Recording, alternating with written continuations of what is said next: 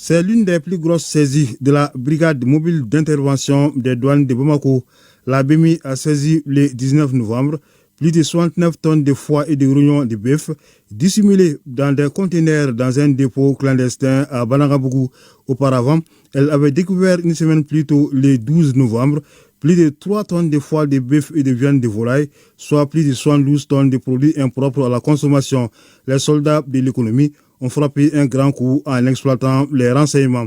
Nous venons d'observer une série de saisies qui n'est pas le fruit du hasard. Elle reflète de la montée en puissance du renseignement douanier et la détermination de nos brigades à lutter efficacement contre la fraude, que ce soit sur le fleuve ou sur la route. C'est suite au renseignement que nous travaillons. Donc nous avons vu depuis un certain temps, nous avons filé, nous avons trouvé effectivement un important dépôt dans des conditions vraiment de conservation, je l'ai dit toujours, douteuse, une importante quantité destinée à la population de Bamako. Les douanes agissent aussi sur les fleuves où transitent de nombreux produits frauduleux. La brigade fluviale de Samaya et relevant de la BMI a ainsi saisi dans la nuit du 19 novembre 10 tonnes 460 kg de cuisses de poulet transportées par 2 pirogues en provenance d'un pays voisin. Elle doit ses résultats non seulement au renseignement, mais aussi aux réformes engagées par la direction générale, notamment le renforcement de ses capacités avec la formation des agents et l'acquisition de nouveaux équipements, remis à la faveur de l'inauguration du complexe nautique et rénové de Samaya en septembre dernier.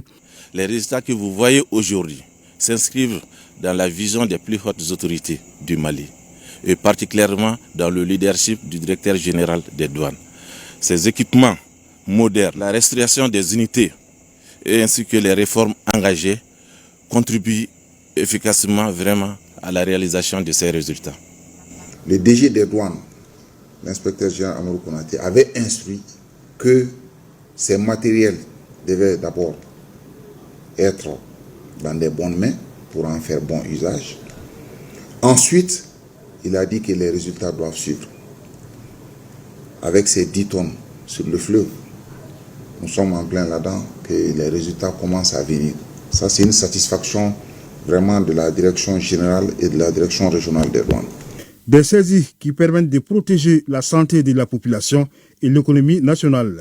En interceptant ces cargaisons, nous protégeons à la fois la population et l'économie nationale. Nous, au-delà de la mission de recettes, c'est-à-dire alimenter le budget de l'État, nous avons une mission aussi de protection des citoyens. Les produits frauduleux saisis sont soit remis au parc géologique ou détruits. Cette fois-ci, c'est la deuxième option qui a été choisie, d'où la destruction des 82 tonnes de produits impropres à la consommation sur un nouveau site à Sanangoroba.